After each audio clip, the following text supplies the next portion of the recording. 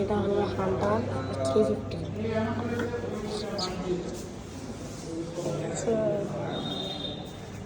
এটা যে পিছনে হান্টার পিছিয়ে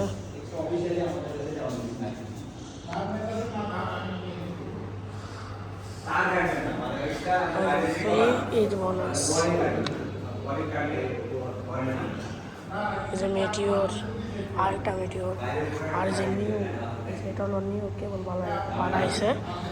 আরও দেখায় এটা এই যে কেবল লঞ্চ হয়েছে ওটার ছবি